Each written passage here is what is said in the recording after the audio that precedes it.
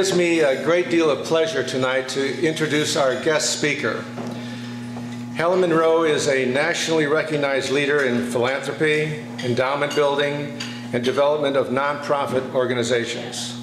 Her accomplishments include building the assets of the San Diego Community Foundation from $1.5 million to $75 million during her 10-year tenure as executive director.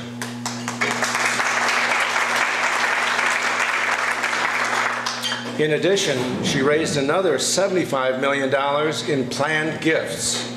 That's the kind of person I want to take care of my retirement program. In 1963, Helen graduated from Chatham College, it's now a university, in Pittsburgh, Pennsylvania, with a BA in art and French. Helen earned a lifetime teaching credential at the University of California at Berkeley in 1965. You don't have to give me that. Helen started college at the age of 10. Helen is now president of the Endowment Development Institute, a management consulting firm specializing in helping philanthropic organizations. When Lilly Endowment began thinking about community foundations back in the late 1980s, Helen was enlisted to consult and advise on the plan. Lovingly referred to by the Indiana Community Foundation, she helped establish as the godmother of Indiana movements. Helen continues to consult and assist the field through the continuing support of Lilly Endowment and their gift program.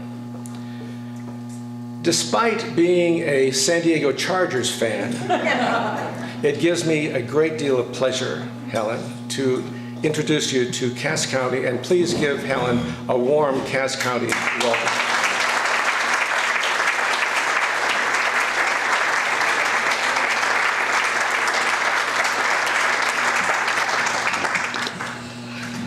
Well, there are no secrets among friends, are there?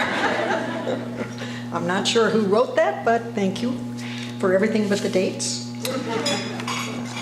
I'm delighted to be here, absolutely delighted to be here. And I'll have to share a little bit of history. I am a Hoosier by birth, born in Gary, Indiana. So I think that good Midwestern blood still curses through my veins, no matter how long I've lived in California. And I was only mildly ecstatic when the Chargers won this year, because we'd never beaten Peyton Manning when he was here, so we had to celebrate this one year. My assignment tonight is to help you reflect on the wonderful story of the Cass County Community Foundation, because I have been around forever.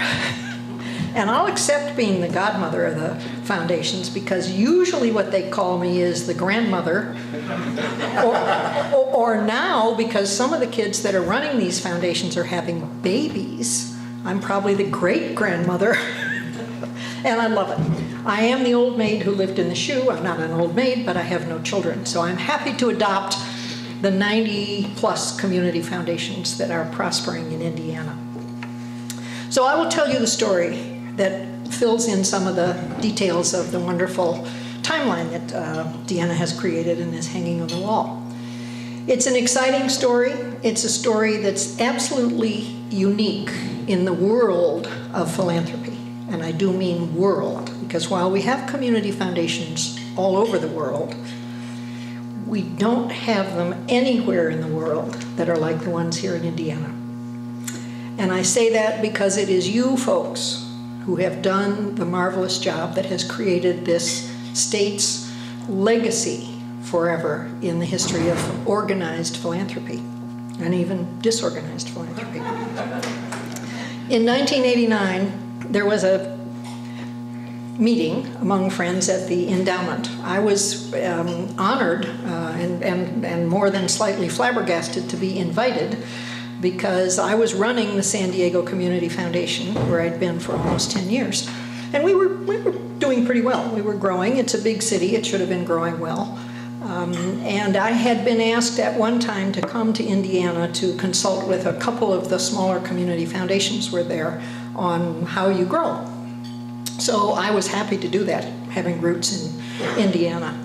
And so I was surprised when Charles Johnson, who was then the vice president for philanthropy at the Lilly Endowment, called to say, would I be willing to come and meet with him and a couple of other the members of the staff at the endowment and talk about community foundations. Well, nobody ever invites me to go talk somewhere that I don't say, sure, I'll be there. And so we had a meeting. John Mutz was the president of the endowment at the time. And Mike Carroll was one of the senior program officers. And Charles Johnson was then the vice president of philanthropy, a position that they no longer have at the endowment. But that team was very instrumental in thinking long-term about how to help Indiana. And you all know the endowment as well or better than I do, so you know that their real intent would be that we'd love to spend every penny that we have in Indianapolis first, and if not in Indianapolis, at least then within the state of Indiana. So they had come upon the notion that community foundations might be a great asset to the state. Now in 1989, there were half a dozen or maybe a dozen that existed in this state. The Indianapolis Foundation is one of the oldest in the country. It was started in 1915 and was doing very well. It was, however, very atypical. The Indianapolis Foundation was a trust form, meaning it was attached to a bank. It had $50 million in unrestricted endowment money, making wonderful grants, and no living donors. So the situation was not at all typical of what you would find in a community foundation. So other than that, there was the foundation in Fort Wayne and in Jay County and in Kosciuszko and a couple of other places that were well started but still relatively small. And so most of the counties in Indiana really didn't know what a community foundation was, because if you looked at the model in Indianapolis, it was not a familiar model in the foundations as they existed in 1980s. So the endowment decided that this would be a particularly good program for them because it would advance several of their agendas while also building philanthropy in the state. Their agendas being engaging citizens in making decisions about their local community. Sitting on several billions of dollars of assets, the endowment is a very lean operating machine in the world of philanthropy. They are tiny staff, probably fewer than 35 now. And they try to distribute their money throughout the state relatively equitably. However, they don't know the communities in the state very well. They can't tell you what's happening in Logansport or what's happening in Peru or what's happening in Evansville, even the bigger cities. So they saw community foundations as being wonderful partners for them because community foundations are run by community members who come together to make decisions about the good of their entire community. They're also unique in the aspect that every other charitable organization has a relatively narrowly defined mission. They save souls, or they serve soup, or they protect dogs and cats, or they help kids learn baseball. But they don't have to look at the entire community and make choices among the various needs and goals and dreams for the community. So the Community Foundation board and volunteers and staff really engage in seeking advice and wisdom from their community to form a community foundation. So this really hit home with the endowment, and they thought, boy, not only will we have partners, quote, partners, later to be defined as workers for the endowment, but we will have the wisdom of local people who live there who can make these decisions. And of course, it won't hurt a bit to tap into the philanthropy that exists in generous citizens that live in the state. So we had a wonderful conversation, took the better part of a day and a half, talked about pros and cons, and the endowment had another expert actually in the meeting, Eugene Struckoff, who taught me everything I knew while I was learning at San Diego, and was of the opinion that you could only have a community foundation if your community had 250,000 people in it or more. Well, you know, there are not a lot of those in Indiana. And so and I believed that you can neither cause a community to have a community foundation, nor can you prevent it from having a community foundation. And that it needs to be a decision of the people that live there. And if you want it in a small community, you can probably build it. You simply adjust your expenses and overhead and the way of operations. So it was a very healthy debate. They obviously decided in favor of smaller communities being able to build foundations. And again, I was honored because Charles asked me if I would help them design the program for Indiana. And I said I'd be delighted. But there were several things that needed to be serious considerations if they were going to undertake this. First of all, this is long-term work. And as you may know, any of you who have dealt with big foundations, they like to make grants for 3 years and fix things and then go on to the next thing. And I said, you can't fix this in 3 years. If you want to do this, you must stay the course. And that's probably 15 years at a minimum. Now, there's never been another foundation, to my knowledge, anywhere in the world that has stayed the course, not only the 15 years we first talked about, but now we're at 23 years, and they continue to fund it. So they heard the message. A couple of other conditions were very necessary for successfully starting a foundation. You should not tell the community that it can have one or can't have one. This must be a decision by the people who live there, because they're the ones going to have to do the work. So they said, okay, what do we tell them? Well, you tell them that they need to have a board, they need to incorporate, get their tax-exempt status, or be in the process, because sometimes that's lengthy. They need to have a telephone number that says Community Foundation. It'd be nice if they have an office, not a kitchen table or a bedroom nightstand, but some place that they could call the office, even if it's shared space at the bank or the lawyer's office or the optometry office. Any of those would work. And you need to hire somebody. Anybody. Doesn't have to be an executive director, but it needs to be a staff person. Because while volunteers are wonderful, the work really gets done when the buck stops on somebody's desk that's going to make sure that things get handled and followed through. They thought that was fine. Those were very manageable requirements. So in May of 1990, they announced their first grant to start the GIFT initiative. GIFT is an acronym. Anybody remember what that stands for, other than staff people who are here? Giving Indiana Funds for Tomorrow. I have to give credit to my husband who came up with that. He's not exactly a poet, but I thought that was pretty poetic, okay? And so they announced it with a $47 million grant. And the anticipation was that if we were really lucky and maybe really successful in our support and training programs, we'd get 15 good foundations started throughout the state. Well, as you might guess, any announcement of $47 million being available from the Lilly Endowment was met with great enthusiasm, and lots of calls were received. The grant was made to the Indiana Humanities Council at that time because there had to be an entity to receive the money, and they ran the program. So it was operated out of their office for the first couple of years. And the woman in charge, Nancy DeLaura, got lots of calls from all sorts of people in every community that said, oh, I read about this, or we had the press release, and me and my mom can be one of those. How do we get some Lilly money?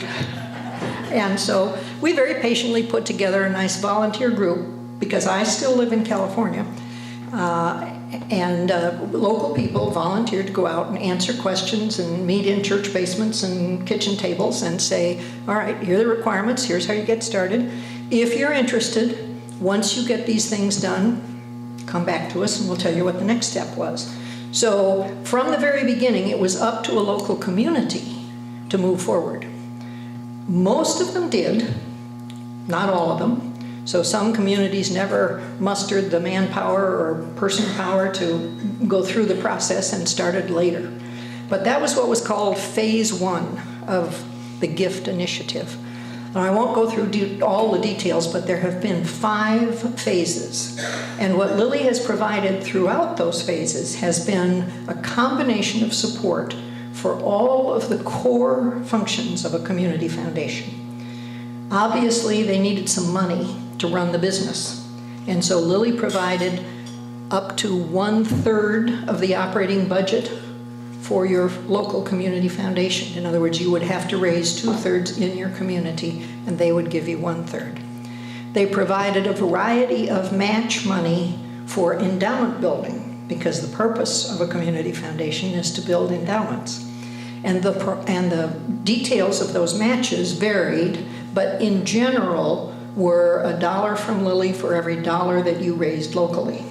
And Lily's money was to be placed in your unrestricted endowment, which is the very hardest kind of money to raise, especially for a brand new organization. But it would match any donor's endowed gift. So it enabled those of you who were volunteers and board members and staff members to go to the community and talk about what is your interests, members of this community, that you would like to endow for the legacy in the community, whether it was dogs and cats or kids or sports or your church or anything. It was an endowable entity as long as it qualified as a nonprofit organization. So funds were built immediately as endowed entities in a wide variety of causes, which enabled everybody to find a place, if they had a passion for anything that they really cared about in their community, to set up an endowment. So we had 5 phases. That the first one was in 1990, and they continued through 2001. And in varying amounts, they were matched, all right? And most of the foundations were very successful with their early applications and matches. They found that they were actually too shy about the amount of money that they wanted to raise, because it was easier to raise money with the temptation of having the match than they had anticipated. And so during that time, it was quickly made clear that there would be many more than 15 foundations. So the number grew to 75 or 80 in the state, and as you know, there are 92 counties here, so it was quickly approaching saturation. Now, the uniqueness of this is that Lily has continued to support those basic elements of community foundation building for 23 years, well past the 15-year commitment, and no end in sight as far as we can see, and knock wood, that they will continue their support. Their support involves not only the initiatives to build foundations, but periodically they have interjected some specific programs where the group of us who actually work for the Indiana Grantmakers Alliance, which is the organization that receives the grant from Lilly Endowment to house and operate the gift initiative. They have realized as they go through this process that there are certain stages where there was a little oomph needed in the incentive for the foundations to grow. So they began with the idea of running some of their scholarship money through the community foundations. And in the early years, we had Lilly scholarships, which are very generous 4-year scholarships, run through the community foundation. That program continues, but the money no longer comes through your foundation. You make the decisions on who the beneficiaries are, but the money is held elsewhere. And that's really due to a legal technicality of what would be a difficult, big gift for many of your foundations to accept. But the program continues. I see no end in sight. In 1999, they realized that their goal of wanting partners in the state could be very useful to them in other areas of their grant-making interest, and Lilly funds in education, in religion, and in community service. And our community foundations are in community service, and we partnered up with the education division for a program called CAPE, another acronym, Community Action Partnership for Education. And communities, counties, were asked to do something in Indiana to improve education. How's that for a broad challenge? You probably are aware that Indiana spends, the endowment and the state spend a lot of money on education, and Indiana doesn't rank real high in the standards of educational achievement in this country. So the endowment was looking for ideas. What do we do to improve education? And the questions, of course, were, what do you mean, education? What kind of education? And their response was, you name it, we'll fund it. This could be traditional education, it could be colleges, it could be elementary schools, it could be training programs, it could be atypical students, it could be those returning to complete degrees, those starting degrees, anything. Well, suffice it to say, the program was a smashing success. They saw better, more creative grants, my words, probably not theirs, than they had seen in their education division for a long time. And they were based on the idea that a community had to bring together a group of people that cared about education to talk about what they might do. So that key role that a community foundation plays of being a neutral partner, a convener, a catalyst, you use the word whatever you like, to bring people to the table and say, let's talk about this, was realized at the extreme as these decisions were made. And these were very large grants, many millions of dollars.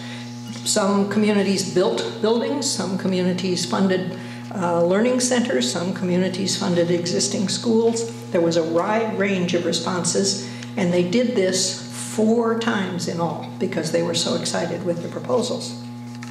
So for the very first time, we began to see the endowment's definition of partnership, where they have the money, we do all the work, and it comes to benefit our communities.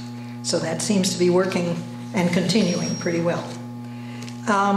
In addition to those specific programs, there was in 2000, a grant to say, all right, young foundations, it's time you did a little introspection.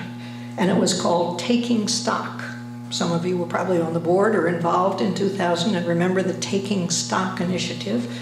Very simple. It said, look at what you're doing and how you're doing it and see what's working and what's not working, and set some priorities on how you build and grow your foundation.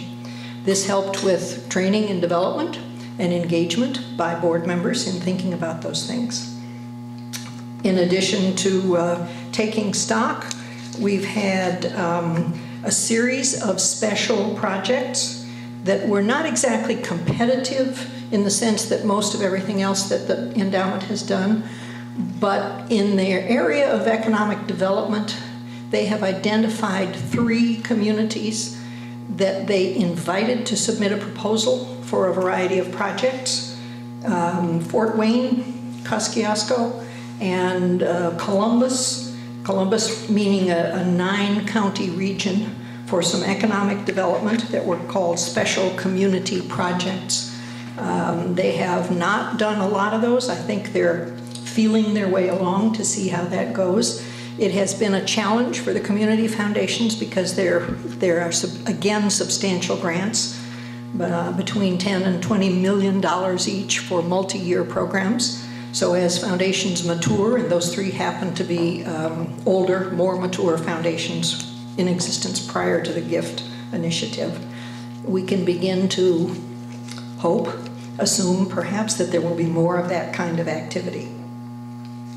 So as you follow the initiatives that the endowment has done, you begin to realize that they have sincerely created partners for their work in this state. We are particularly fortunate in that our program officer at the endowment, Ace Yakey, is one of us. He comes to our meetings, he invites you to call him, he's eager to hear from you all as volunteers and board members with questions, with comments, with criticisms about what's happening or not happening, and he's truly open to hearing from us as we think about the future of this initiative. There are some kind of interesting numbers that you might be interested in. We do a survey each year that asks each foundation to kind of assess itself and fill in some numbers about funds they've been given and funds they have grown and grants they've made and that kind of thing. And we just completed our survey for 2012.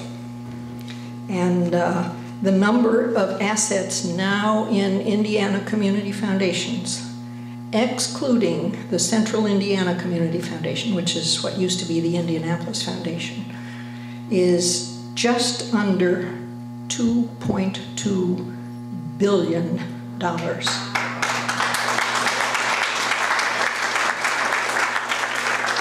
You should indeed be proud of yourself in every respect for having done that. And that is money in the bank. That's not expectancies or planned gifts or things that will come in via wills and out in the future. That's money, real money in the bank. All right. Which is, as an interesting fact, I was doing a little internet research to see how that placed us. The largest community foundation in the country, might be a surprise to you, is Tulsa, Oklahoma. They have all that dirty black stuff that comes up out of the ground, okay? And they are at $3.8 billion, okay? Much of it in a single fund from one of the oil men, okay? The Silicon Valley Foundation, which is in California, is actually a merger of 3 big foundations in that area, is at $2.1 billion. So we're ahead of Silicon Valley. Yes. And the New York Community Trust, again, one of the early ones, started in 1915, is only at $1.8 billion. Okay. So I think every Hoosier in this state, and every one of you, especially in this room, needs to congratulate yourselves and your colleagues and your friends and your neighbors on having done something in this state and this county that is absolutely beyond belief. I'm blessed because I get to work all over the country with community foundations, and I tell the Indiana story all the time. And people don't believe me about the amount of money that's in the community foundations in this state. They all say, well, you know, that's all corn stalks, isn't it? I said, yes, but they also are good participants in their communities. So we are here to celebrate these wonderful accomplishments, to thank those of you who have been so very instrumental in making this happen, and to share some of the fun stories about this foundation as it's grown and developed. And I'm delighted to be a part of it, and thank you especially for the opportunity to be here with you.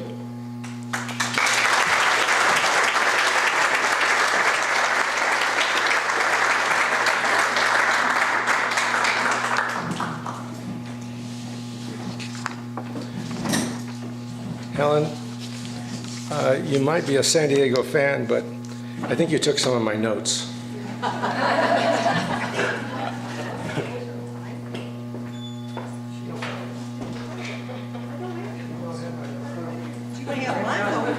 Okay, I'll use yours then. Okay. Well, somehow, somewhere. Okay. We'll get back on track here in a second. I think one of the things, I think if everybody's through eating, I wanted to tell you a couple things. In celebrating our 20th anniversary tonight, you are all going to be part of an exciting evening in that we're going to be giving away $20,000 tonight in a grant. It may be more than one, it may be just a single grant, but you're going to participate in that with your votes. The grant committee had, I believe, around 33 or 34 grant applications for this $20,000. And they have narrowed it down to 5 potential winners. And you're going to hear about those later tonight. And you'll be able to vote for one of those grants. So we hope that you listen carefully when those grant proposals are described to you and make your decision accordingly. At this time, what I'd like to do is, first of all, thank you, Helen, for telling us.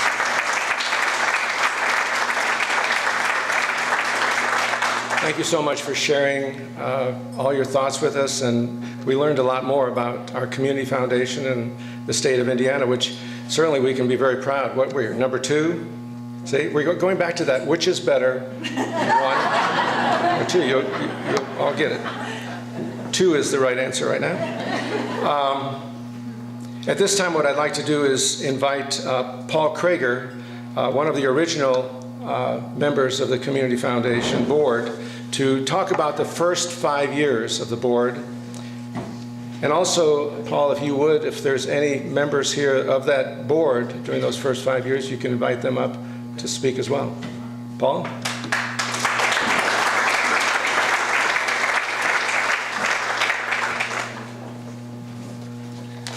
Well, thank you very much. It's my pleasure to be here. It's never easy to follow Helen Monroe, a name I have known from day one. I think we called you the godmother, no, not the grandmother. Thank you. Of community foundations. At least that was Lisa's name for you, so thank you very much. I'm not going to give you a timeline of the 5 years that started the Northern Indiana Community Foundation, but I do want to. I know I stumbled onto something important when at a meeting with Deanna last week. I related something and she said, "Oh, I didn't know that." So now I know I have something to talk about. And how was I present at the creation? And it is truly my Forrest Gump moment. If you remember, Forrest Gump ended up in the right place at the right time through no fault of his own. And that's exactly what happened to me. The Lilly Endowment press release found its way to the Logansport, Cass County Chamber of Commerce. Georgiana Hull was the director of the chamber in those days, and on a piece of paper that I can see to this day, she put a pink Post-it note up in the corner and then dropped it off to me and said, "Paul, why don't you do this? This is about creating a community foundation."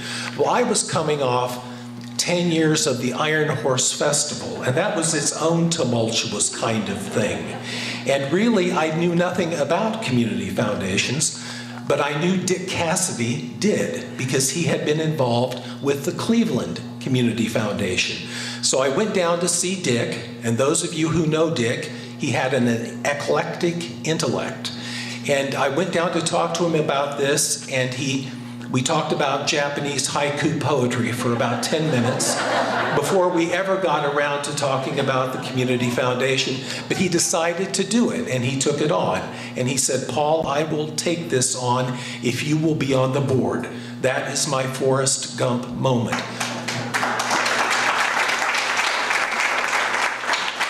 Georgiana Hull dropped it off to me. I could very easily have said, "What is this foreign language that I'm being handed?" And it might not have gone anywhere. As it turns out, if I'm remembering this correctly, I believe we were one of the last foundations chartered in that time frame. And in order to make it work, it was an amalgamation of 3 counties, Cass, Fulton, and Miami. It was called the Northern Indiana Community Foundation. It was a cumbersome kind of entity, and it became even more cumbersome when 2 more counties were added, Stark and Pulaski. There was the big board, and then there were the little service committees in each county. So the counties would vote on something, then it would go to the big board, and they would have to ratify it. Our first executive director is a man whose name I can't even remember. Fred White, okay. Fred Weil. He was part-time. He had a phone. He had an answering machine. He didn't even have a cell phone back then. And he worked out of an insurance office in Peru. Isn't that correct? Okay. And Fred, I think, as was Lisa found out to be even more so, Fred found himself just going to meetings all the time because each county had its meeting and then the big board had its meeting. So that was the makeup of the first years of the Cass County Community Foundation. Again, Helen alluded to the fact of, why community foundations? Why did Lilly go this route?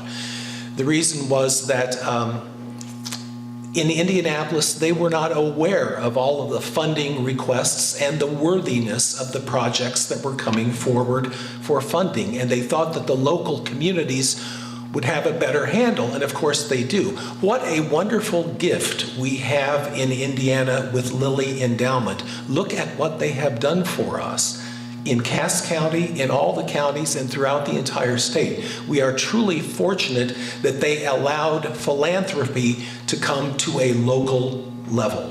They allowed us to help them do it, and they were there financially to help us. One of the problems in the early days with the foundation, from my perspective, is that we never knew from month to month who was going to be on the board, who would show up. People would come on the board and they would listen to this foreign language. Maybe those of you who listened to Helen got wind of the fact that there are words being used that not everybody knows. Donor advised, donor directed, pass-through, endowment, payout. What are these words? And we would have well-meaning people from the community come and sit on our board meetings, and after about 3 months say, I can't make heads or tails out of this, and then we would have to fill them in. So we would meet at the Security Federal boardroom every month, and it was a surprise. Who would come? It was a surprise. Dick Cassidy would recruit someone, and they would come for 3 months, and then we would never see them again. But there was a core group of us that stayed there. Our first goal was to raise $1 million by moving existing trust funds into the foundation, and some of those early ones were Calvary Presbyterian Church, Logansport Memorial Hospital Foundation, Logansport Art Association, the Cass County Children's Home, and the Logansport Performing Arts Council. When I first heard that we had to raise $1 million, I thought, this will never happen. Dick Cassidy said, no problem, we'll get it done. And we did. And so those were the early funds that created the first corpus of $1 million that we put together. In 1997, we granted, now 5 years in, we granted $65,000 to 16 community organizations, ranging from $500 for a study of restoring the Todd Bank building, which is now the People's Winery, a very successful business, and $10,000 for the Family Arts Festival, which has now morphed kind of into Art on the Avenue. And so 14 other organizations were funded. We also had our first Lilly Scholarship, and that was Eric Ferg, and by some wonderful serendipity, Eric, there were many very good candidates for those Lilly scholarships. Eric was outstanding, and he was from Pioneer High School in the county. And I thought that was a very good thing, that it sent the message that this was not the Logansport Community Foundation, that we reached into the county. Jane Miller is here and was early on with us. Jane, come up to the microphone, since we...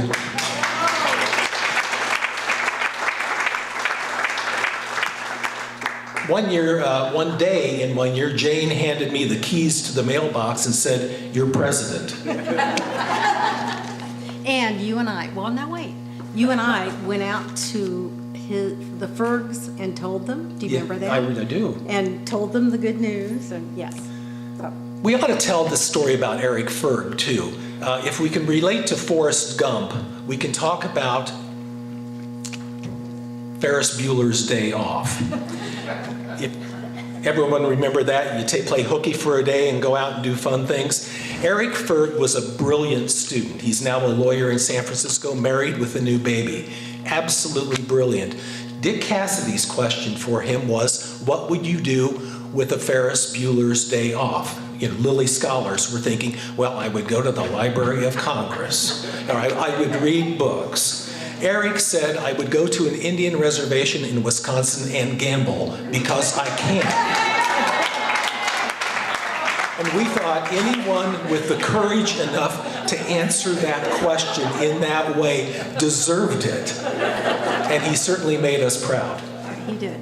And that back then, none of the universities understood Lilly Scholarship.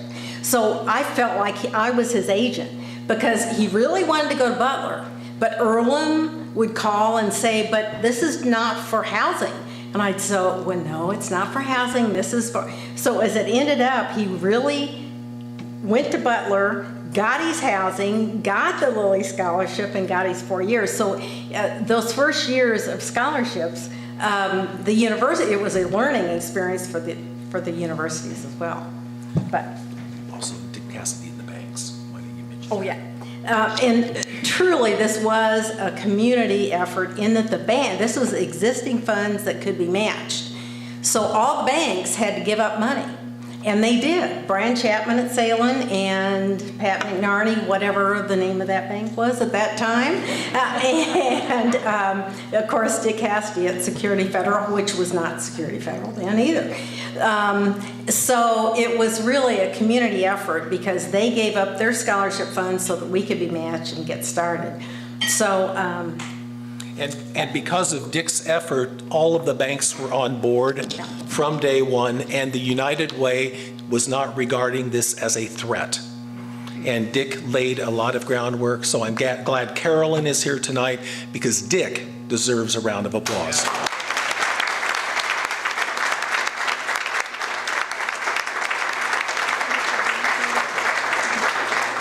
one more thing. This is giving me the microphone, it's not a good thing. Lisa, do we not love Terry Johnson? And that's another speech we could give. We won't. But Terry, thank you for coming. Stand. You're great. Terry. And the one thing about Helen, she is my idol. She looks the same, first of all, as she did 20 years ago, and that's, that's wonderful. But Lily was like a good parent. They gave us the money with no strings attached. We made our own mistakes. Our scholarships for the Lilly scholarships, they didn't tell us these were high school graduates. That was it. It was a really learning experience for us. We made some mistakes, but for the most part, I think it was a wonderful thing. So thank you. Thank you.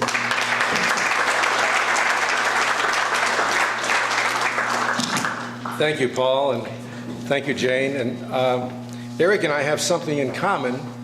You probably are thinking that I was a Lilly Scholar. I like Indian casinos. So, a lot of casinos in California. Well, Paul, thank you for sharing this story with us. Our first executive director, Lisa Terry, would like to talk about the second 5 years of our existence, and then also perhaps invite anybody up that would like to use the microphone. Lisa?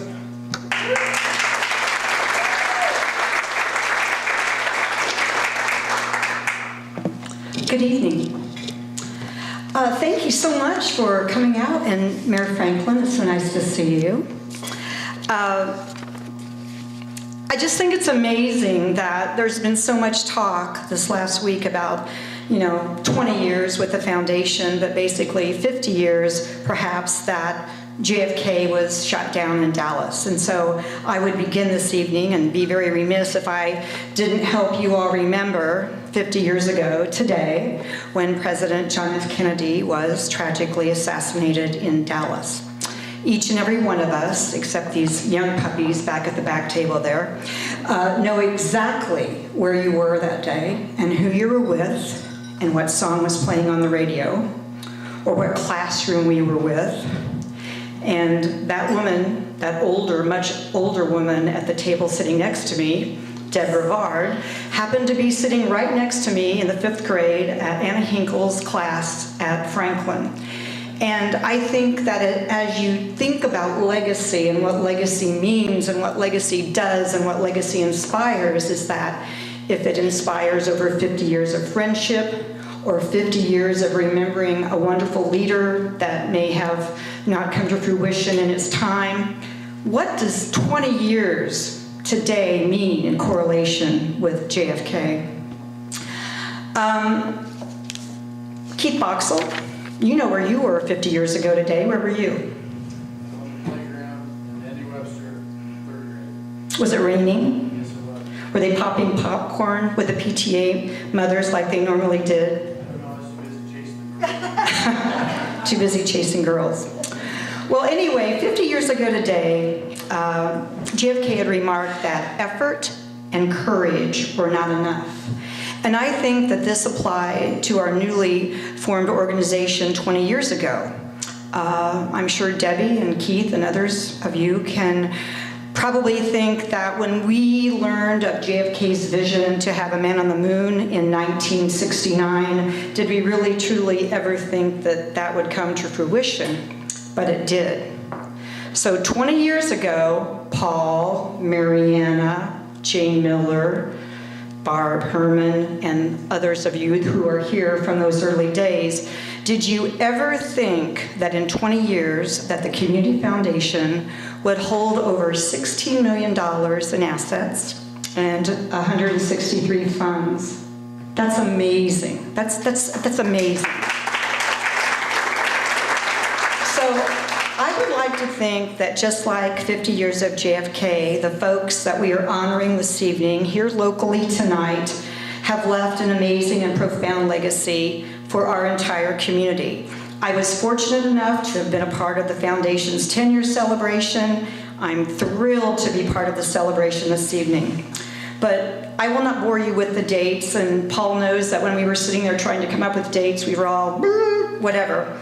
But I do want to reinforce what I think is the most important takeaway that you can have this evening, and it will be the names and events that I share with you and the wonderful history of Cass County. At the time of the Foundation's formation, I was managing the Parks Department, and I knew firsthand that there was a huge lack of charitable dollars that would enhance quality of life projects locally. We had McHale, we had the Hyman Trust, but we knew that they were soon to run out of dollars. My years in theater and other not-for-profits had taught me that somewhat scary and tedious task of grant writing, but when I was asked to serve on the Cass County Community Foundation Board of Directors, I jumped at the chance. I knew that with Lilly Endowment as a partner, this would be the most rewarding journey of my life, and it absolutely has been, and I was right. No longer were we this little grassroots movement. Indiana grant makers supported our members and our volunteers with cutting-edge information and trainings about board development. No matter what our ages, our professions, our experience, we had crash courses, and you guys will love all these words because they're so fun to talk about. Board transparency, due diligence, conflicts of interest, judicial oversight, proper record keeping, Sarbanes-Oxley, IRS reporting and audits, the 5-year look back, and of course, the ever-popular compliance and standards process. No one clapped for that. Oh, thank you, Keith, thank you. Our new best friends in the whole world were now Clay Robbins, Ace Shaky, Bill Goodwin, Sarah Cobb, and Sally Roach from the Lilly Endowment. And added to those were Helen Monroe and Jenny Kluwer from Indiana Grantmakers Alliance. Kay Phelps from independent colleges would steer us with scholarship information. But anyway, during all these phases of GIFT, G-I-F-T, as Helen told you, Giving Indiana Funds for Tomorrow, and my being on the board initially, a few months after serving as a board member, I was the first full-time executive director for the original 3 counties, Cass, Fulton, and Miami, and the soon-to-be added Stark and Pulaski counties under the umbrella of the Northern Indiana Community Foundation. Just that makes me tired, just saying it. But many of you here tonight probably know that Dick Cassidy was this first energetic and committed Pied Piper that would lead this Community Foundation charge. But as Paul shared with you earlier, and had I known, I would not have wasted any time typing this out, but he was the one who carried the press release from the chamber to Dick Cassidy, urging him, let's do it.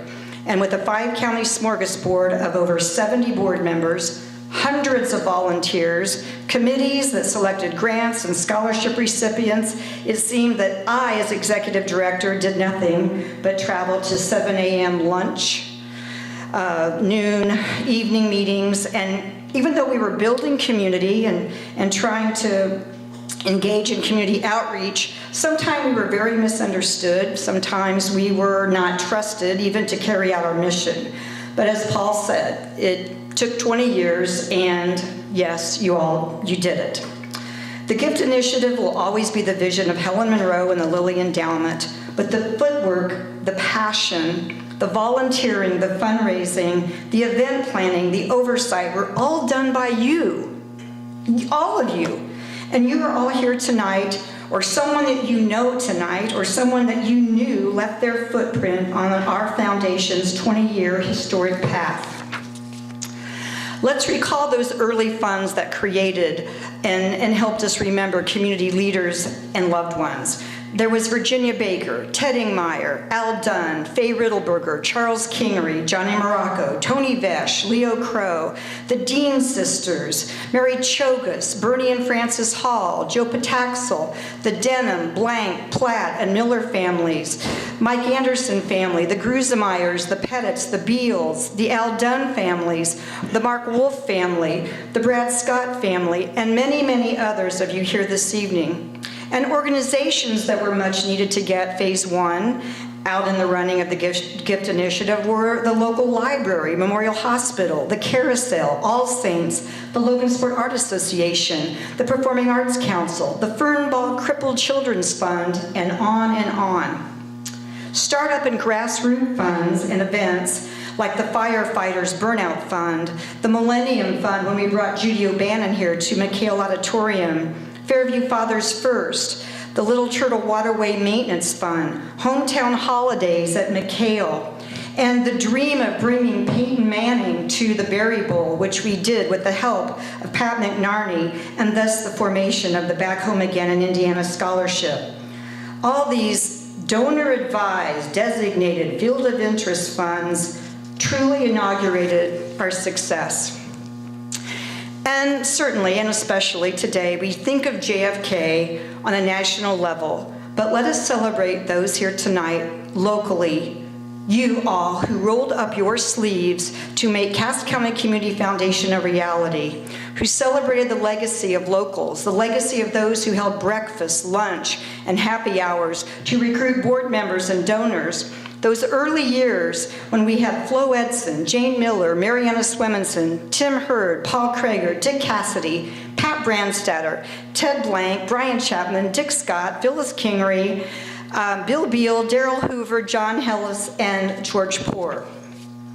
And of course, during my time, the largest unrestricted gift from dentist Dr. George Myers, and what a gift that was, and did we open wide. The Gift Initiative and the creation of the Lilly Endowment Community Scholarship, and Eric Ferg is our first, a pioneer grad, of course. All of this, we could just go on, and I will let those coming up take this baton. But I do congratulate the continued commitment of Deanna Crispin and her hardworking staff.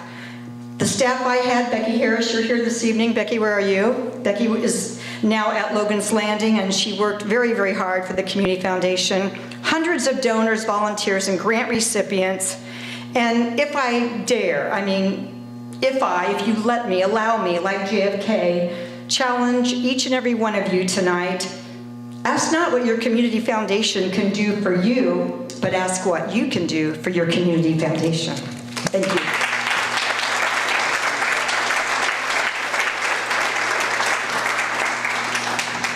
Wow. That's a hard act to follow, and I don't intend to.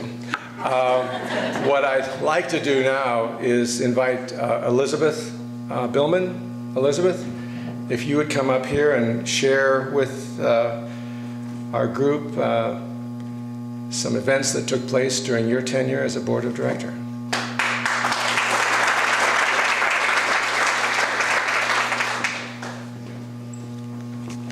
Thank you. And yes, I am stuck following Lisa. That's a hard way to go. The years of 2003 to 2007 were exciting years for the foundation. They were years of growth and attainment of stability. The heart of any organization is its people. During that time, we lost our beloved first director, Lisa Terry. I felt great personal shock as I was the incoming president of the board, and I wondered, what in the world am I going to do without her guidance? Lisa had provided energy and wisdom in those early years as we worked to make the Cass County Community Foundation a viable, trusted organization. Losing her was really difficult.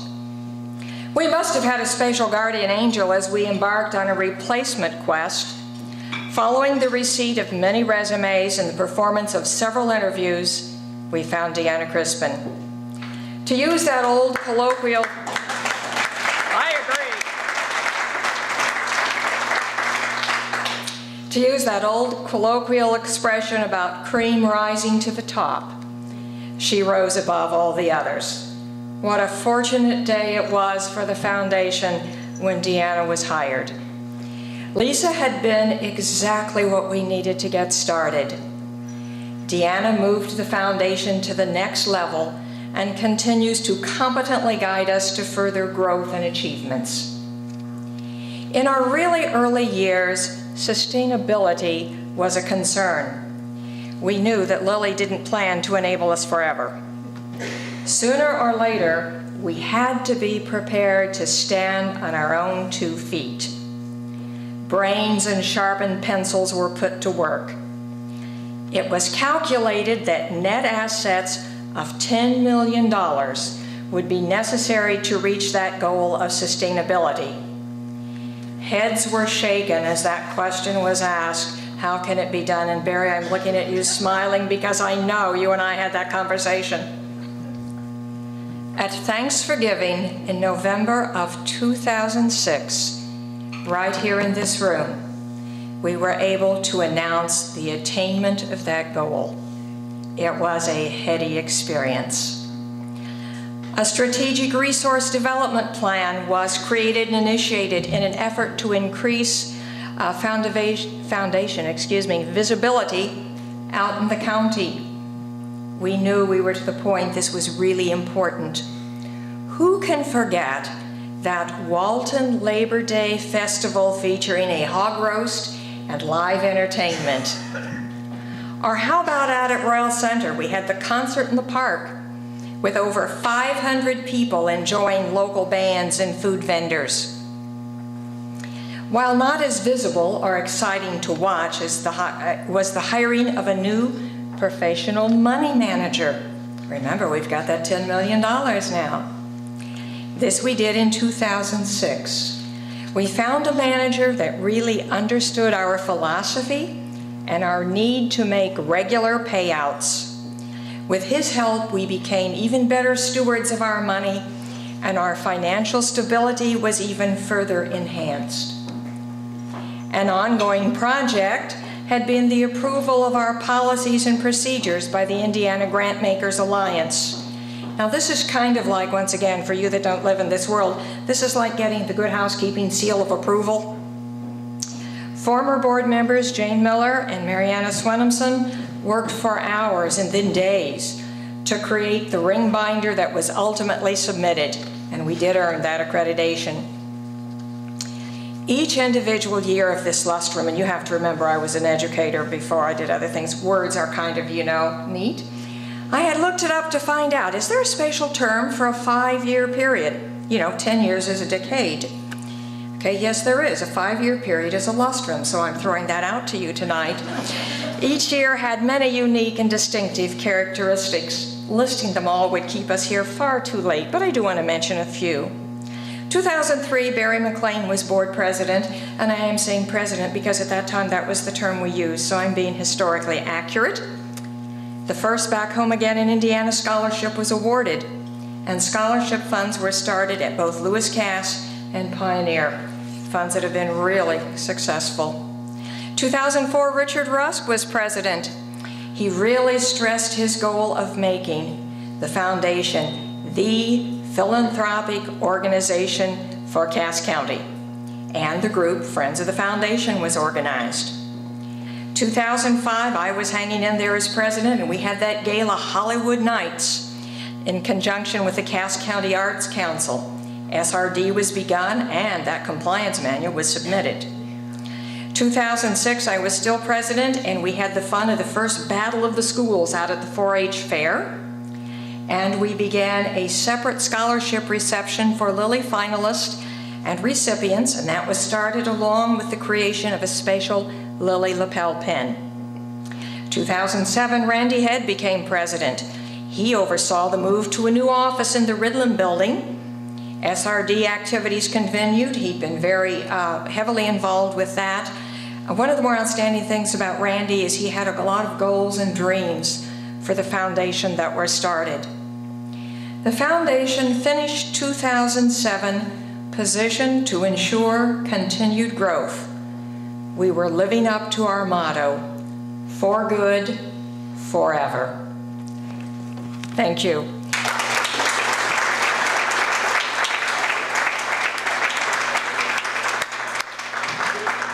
Thank you, Elizabeth. We really appreciate your thoughts and sharing that with us. At this time, I'd like to call on Randy Head, our past president, two-term president, to talk about the last 5 years. Randy?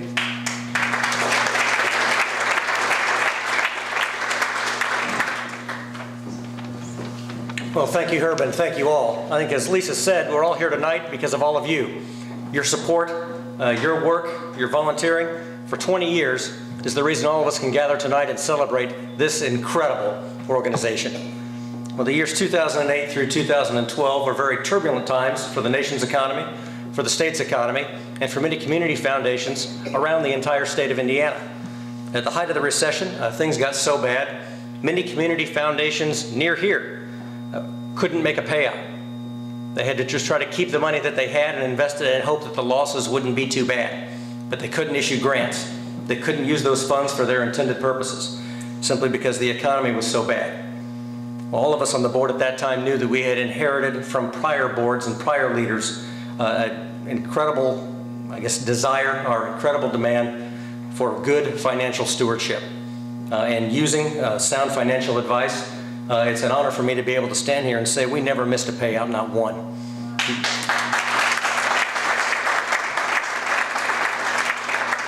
We never even had to lower one from year to year. And we may be one of the only community foundations in the state of Indiana that can say that. And it's just incredible. The 2008 to 12 also was marked by two incredible, generous gifts that changed the way the community saw us and changed the way that we were able to operate this foundation from here on out. Deanna began tonight with a story about a young lady who dreamt of going to nursing school and serving the community in that way. Marjorie Kime was another lady that had that same dream, but her story ended a little differently. Marjorie married a farmer, went to work on the farm, was never able to go to college, never able to attend nursing school, never able to realize this dream that she had. After her father passed away, she also inherited the Kime nursery, and she kept this desire a secret. We didn't know she was doing this. I don't think she wanted the attention, but she wanted to help and wanted to give back to the community. And after her passing, her lawyer brought over a check to the Community Foundation for $500,000. Just incredible. And this was earmarked for students from Caston, where she attended, and had to be students going into the medical profession, so other people could live that dream that she was never able to realize. The second gift came from Bill and Natalie Freshour, incredible people, also farmers, who worked hard, who loved this community, who were incredibly generous. And they worked with the Community Foundation for years to plan what would be best. How can we impact our community in the greatest way? Well, as Helen told you, raising unrestricted funds is the hardest thing a community foundation can possibly do. So Bill Freshour left us over $2 million in unrestricted funds during this era. Just incredible.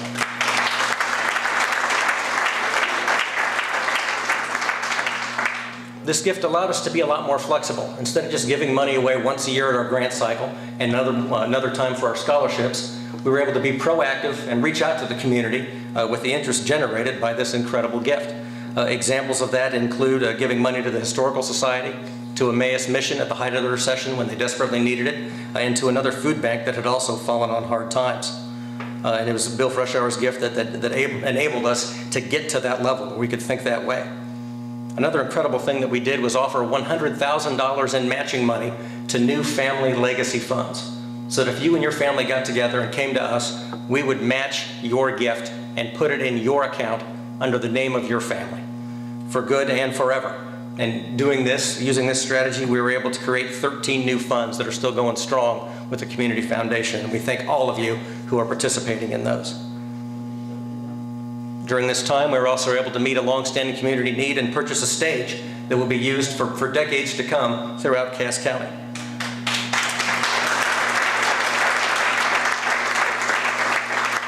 We continued our Back Home Again scholarships for non-traditional students.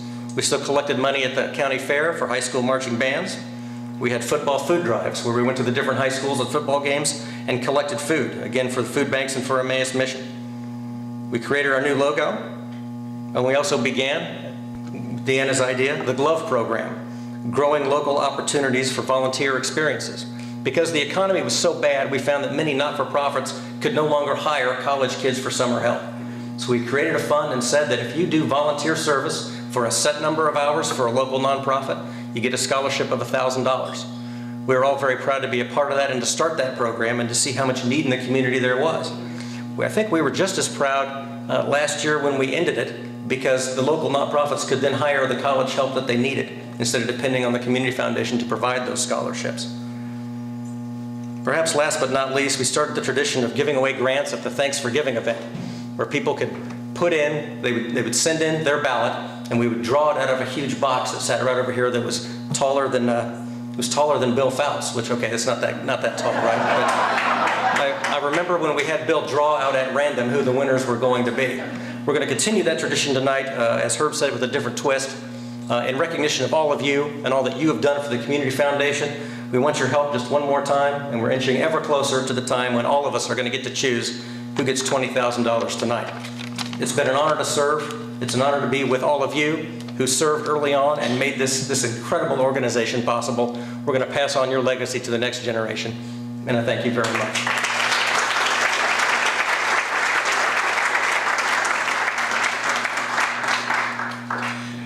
We are so fortunate to have Randy on our board, but aren't we fortunate in Cass County to have a senator like Randy Head represent all of us?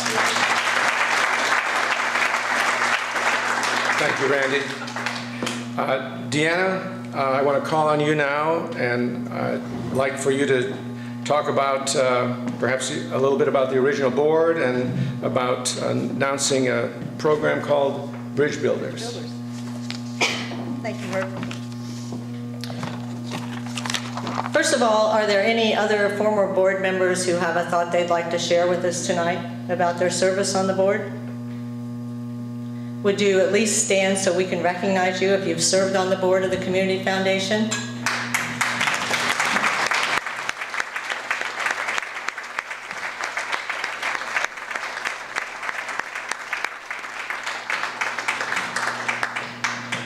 George? I think it'd be appropriate if we took a moment to recognize Eli Lilly. He got the party started.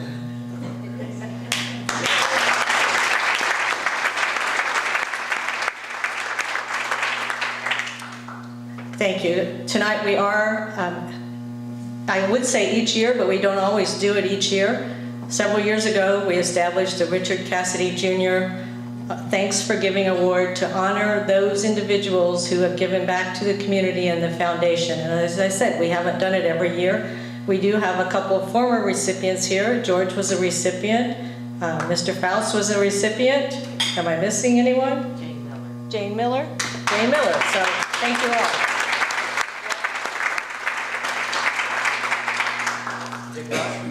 Dick Rusk, my dad. I don't usually overlook Purdue people. I usually make fun of them. I can say that to Dick. When we moved into our new office, he and Dan Lehman made me promise that I wouldn't make it cream and crimson. So we are this year, because it is a special year, honoring that original group of board members and advisors back in 1993. Some of them are no longer with us, but I hope that they would be proud of what's happened and where we've gone. Those board members were Richard Babb, Ted Blank, Aaron Boyd, Richard Brink, Richard Cassidy, Brian Chapman, Milt Cole, Flo Edson, Don Heckard, Joe Hurd, Paul Krager, Beverly Lyons, Gertrude Matson, Pat McNarney, Jane Miller, Merle Nice, Tom Pasquale Sr., Albertine Robb, Richard Scott, George Stevenson, Mariana Swimminson, Ed Sider, William Welch, and Tom Williams. So we owe them a great deal.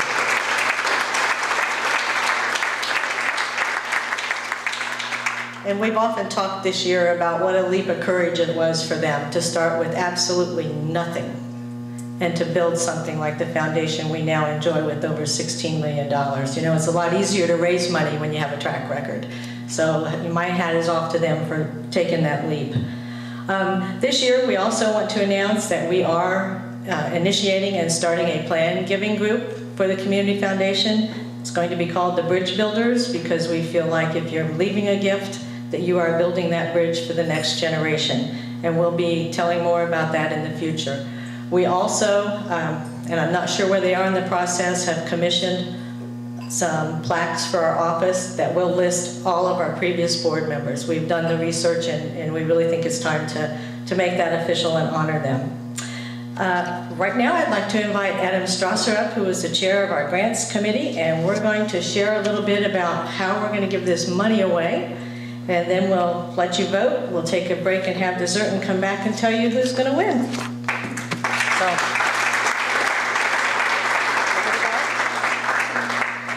Well, everyone thinks it's fun to give away money, and it is fun, but sometimes it's difficult to decide when there are so many worthwhile projects. So in honor of our 20th anniversary, we decided to offer up $20,000 for a community project, and you all are going to help us decide what fund. From a pool of 34 proposals, our grants committee met and narrowed it down to 5. We will share a brief overview of each project for you, and then we're going to ask everyone to vote for their choice. This is not a class project, so there will be no politicizing at your table. We want you to choose your own, and we would share some of the things that we want you to think about is who will this project impact, how many people, where are they? Does it address a community need, an interest, or solve a problem? Will it create a lasting impact on our community? Is it proactive or visionary? Is it in the fields of education, humanity, or community development? So here are the projects in no particular order.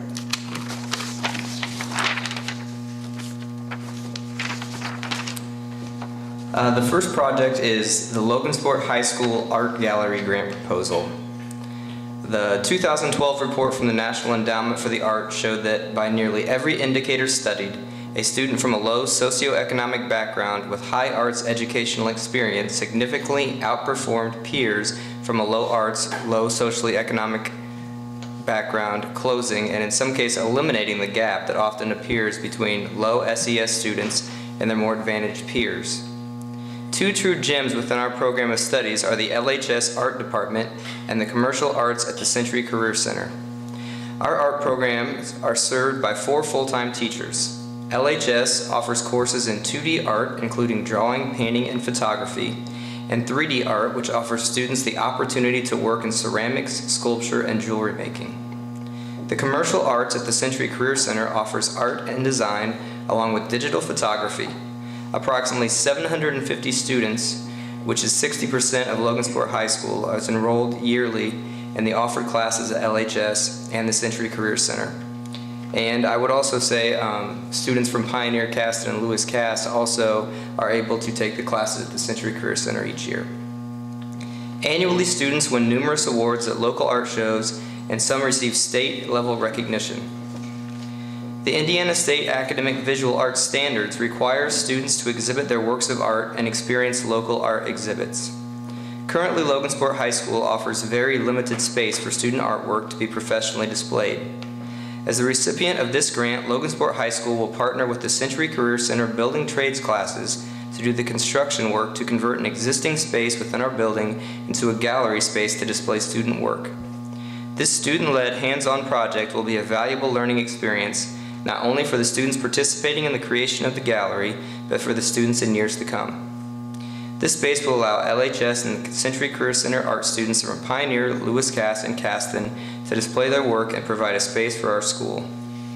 This project hits the heart of the mission of the Community Foundation, where it truly honors the spirit of giving assisted donors in building enduring sources of charitable assets to promote education, enhance humanity, and advance community development through Cass County.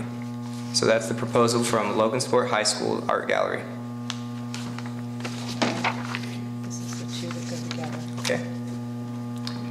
Our next grant proposal comes from the 12 Mile Lions Club, and it's a two-part proposal.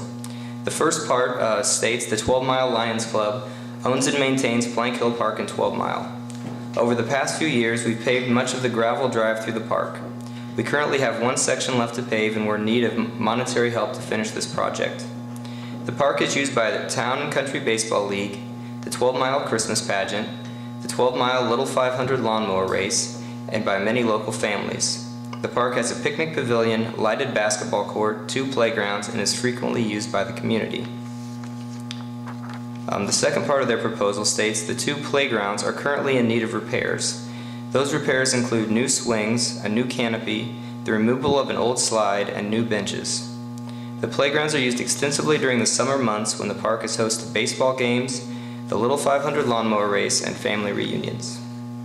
So that's the 12 Mile Lions Club proposal.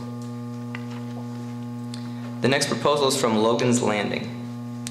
Logan's Landing is a non-for-profit organization dedicated to making Cass County's downtown between the Rivers district a viable place to operate a business, a rewarding place to live, and a fun place to visit. The Design Committee is a committee of Logan's Landing that focuses on the design, aesthetics, and visual appearance of the downtown district. The committee has recognized the need for the replacement of as well as new trees throughout the downtown district. While this effort coincides with the mission of Logan's Landing, the committee realizes that the beautification efforts benefit the overall community, economically, socially, and physically. With that, the Design Committee is proposing the addition of 25 new trees and the replacement of 12 trees for a total of 37 trees in the downtown district. So that's the Logan's Landing proposal. The next proposal is from the Logansport Parks and Recreation Foundation. The Logansport Parks and Recreation Foundation would like to complete the development of the first phase of Houston Park with the construction of a picnic shelter. This picnic shelter is an essential element of making this park a complete recreational facility for families and other groups to hold special family events or simple spontaneous picnics. This shelter will provide shade for our sports group utilizing the Mike Anderson Athletic Field or a quiet place for someone to recuperate. While children are playing on the playground, parents will be able to enjoy the shade as they keep an eye on their children. So that's the proposal from the Logansport Parks and Recreational Foundation. Our last proposal is from the Clinton Township Volunteer Fire Department. We, the Clinton Volunteer Fire Department, are requesting your grant consideration in providing a new basketball court for the Clinton Township community. In 2010, the Volunteer Fire Department expanded our building by adding 3 additional truck bays. In doing so, we had to remove the existing basketball court. Since that time, we've refurbished the original basketball goals and have remounted them on new poles. However, there is only a grassy area for a court. As this small playground park area is the only thing we have to offer by way of activity for our youth, we have continued to research and look for funding for providing a hard surface in which to play ball. We think that this is an important endeavor as it will benefit the community at large by providing both youth and young adults wholesome activities and a safe alternative to playing in the street.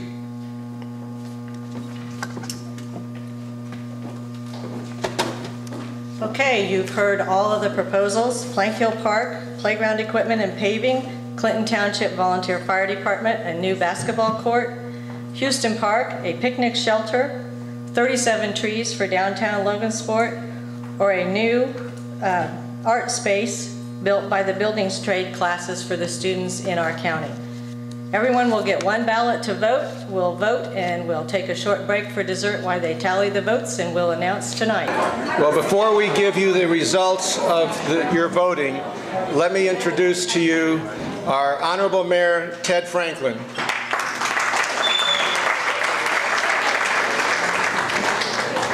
Thanks, Herb.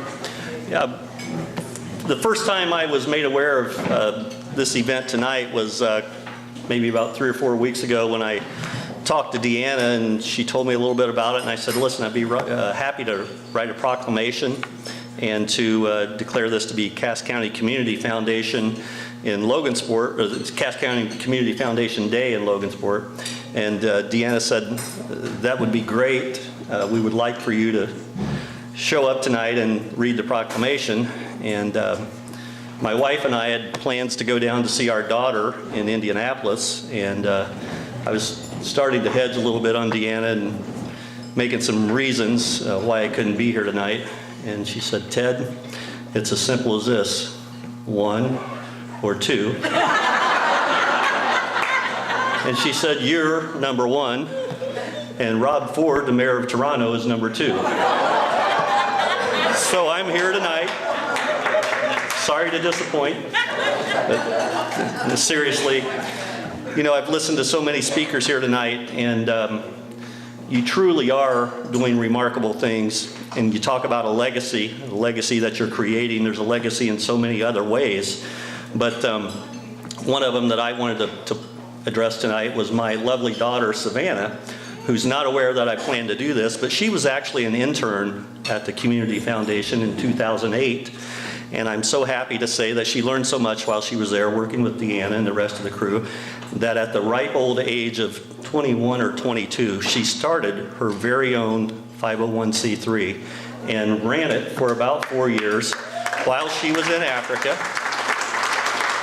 And she just recently moved back to the United States, and it was quite a trade. We're happy to give up the 501c3 to get her back. But it truly is a legacy, the things that the Community Foundation produces. This is one happy result. I'm sure she's going to use her experience with the foundation for her entire life.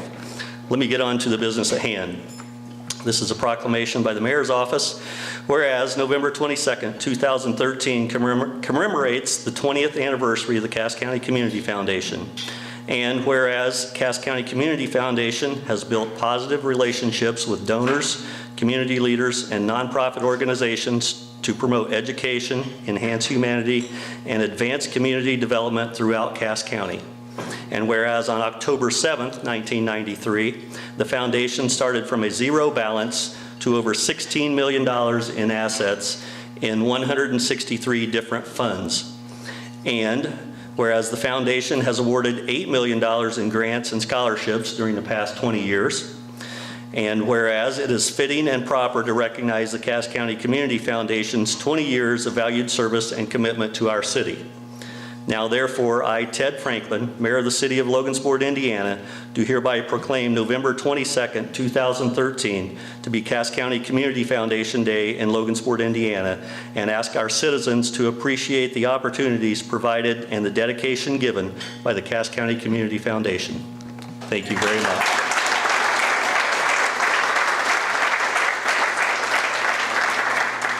Thank you, Ted. I really appreciate the proclamation. And before the band, I see the band is going out the door. Let's give them a round of applause for doing such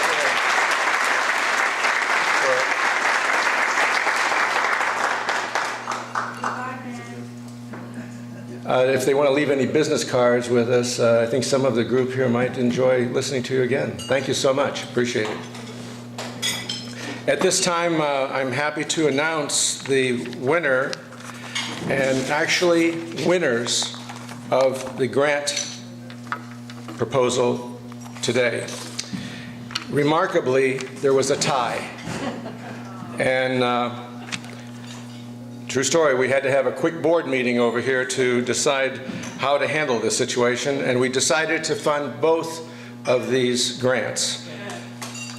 The first grant to be funded is the Plank Hill Park 12-Mile Lions Club.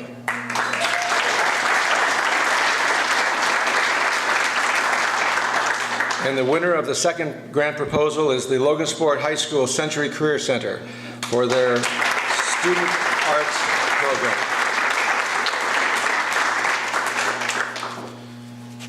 Thank you so much for participating in this, and isn't it fun to give away money?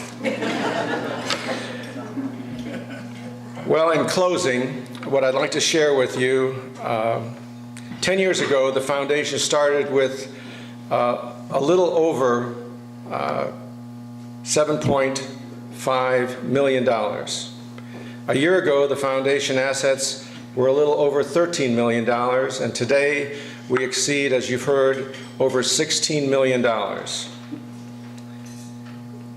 As of today, the foundation has awarded $7.5 million in scholarships to Cass County to over 820 students.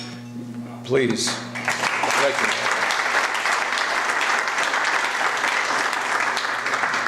You've also heard tonight that the foundation is supported by 163 funds, which we manage. And the grants have been made to over 75, and maybe tonight, 77 different organizations in Cass County. Again, please recognize the board for that.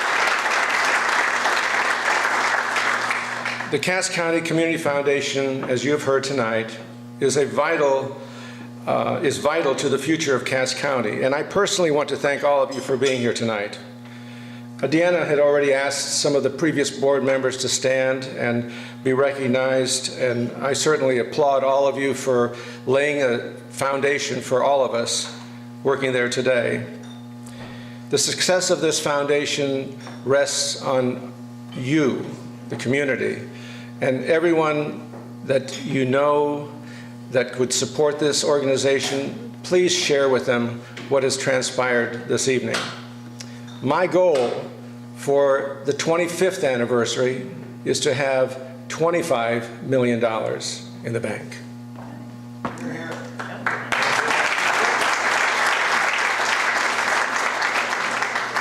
I would like to extend a personal thank you to Helen for being here tonight. Thank you so much. And thank you for all you've done for all the community foundations in Indiana. And I'm so happy that we're number 2. To Deanna and to Brooke, thank you for making this evening possible. Without you, this would never have taken place. So please give them a big round of applause.